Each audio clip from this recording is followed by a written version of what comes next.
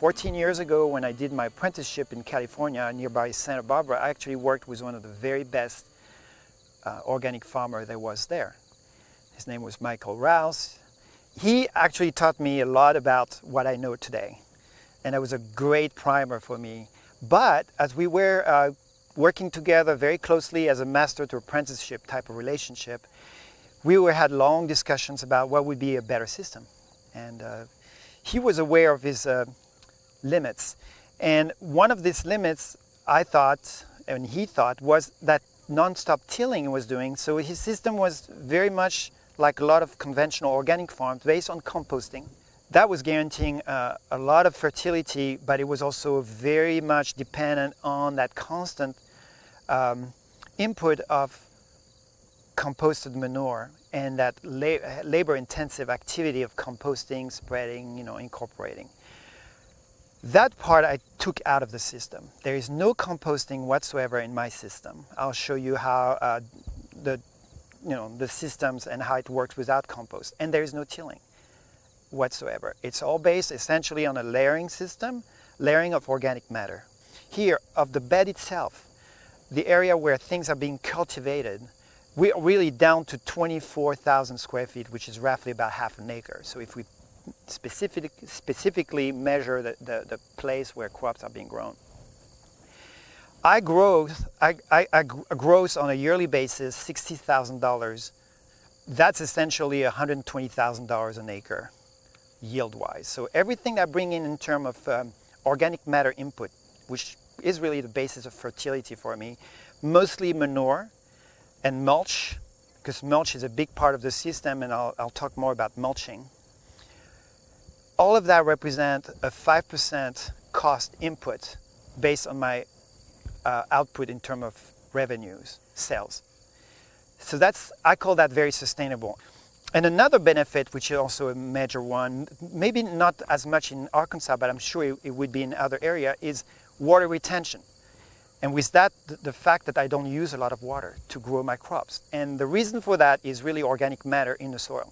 The organic matter content is very high in my soil based on what I do in my system.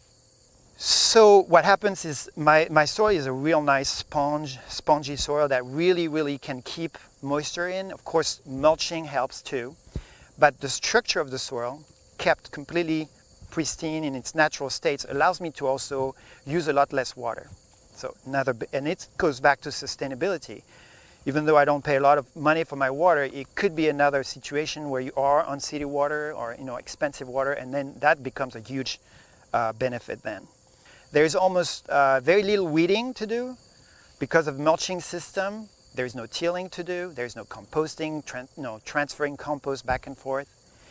So I have, as part of this system, integrated a lot of labor-saving techniques that are just coming out of the system.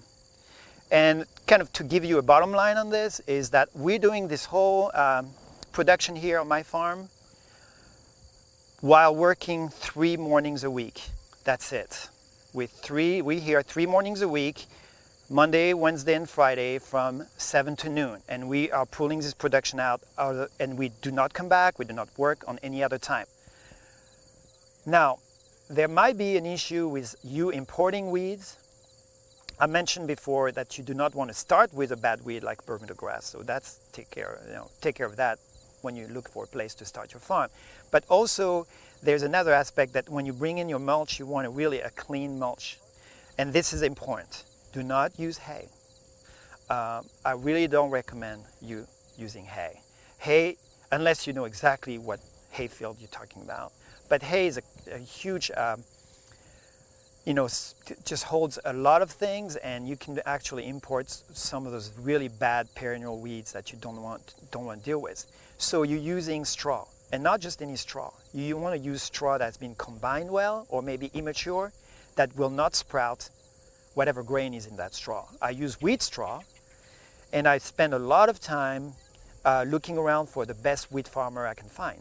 And I find, after doing this for many years now, I have a list of 8 or 9 farmers I can, call for square bales, but I always go to one, my top guy, who has absolutely no wheat left in his strong. So this is kind of building the relationship, knowing your neighborhood, and going after the best farmer you can find. And what I do is this farm here is broken down in 5 zones, which is really good for my planting abilities and my irrigation capacities. And one of those 5 zones is actually rotated once every 5 years in cover crops.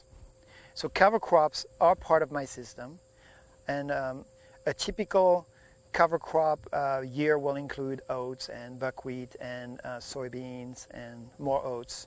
I do this for a whole year.